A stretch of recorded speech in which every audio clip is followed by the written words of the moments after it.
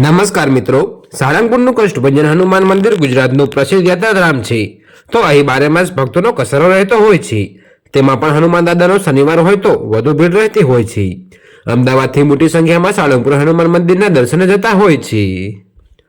જી હા મિત્રો, તો આવામાં સાળંગપુર મંદિરની સલામતી માટે મોટો નિર્ણય લેવાયો છે. બોટાદ જિલ્લામાં આવેલ સેન્સિટિવ ઝોન સ્થળો અને વિસ્તાર પાસે પરવાનગી વગર ડ્રોનના ઉપયોગ પર પ્રતિબંધ મૂકવામાં આવ્યો છે. બોટાદ જિલ્લા અધિક મેજિસ્ટ્રેટ દ્વારા આ જાહેરનામા પર પ્રસિદ્ધ કરાયું છે. તો જેમાં બોટાદના સાળંગપુર મંદિર સહિત જિલ્લામાં કુલ 58 સ્થળોને રેડિયલો ઝોનમાં મૂકવામાં આવ્યા છે. બોટાદ અને ગઢડા તાલુકામાં આવેલા મોટા ડેમો પર પ્રતિબંધ મુકાવાયો છે.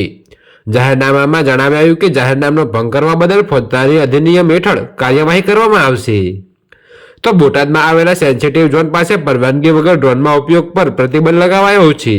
જિલ્લા અધિક મેજિસ્ટ્રેટે જાહેરનામું બહાર પાડ્યું છે, જેમાં બોટાદ જિલ્લામાં કુલ 58 સ્થળોને રેડ એલર્ટ ઝોનમાં મૂકવામાં આવ્યા છે. તો મિત્રો, અત્યારે હાલ માટે આટલું જ. મળીશું નવી અપડેટ સાથે. અને જો તમને અમારા વિડીયો પસંદ આવતા હોય તો વિડીયોને લાઇક, કોમેન્ટ, શેર અને અમારી ચેનલને સબસ્ક્રાઇબ કરવાનું ભૂલતા નહીં મિત્રો.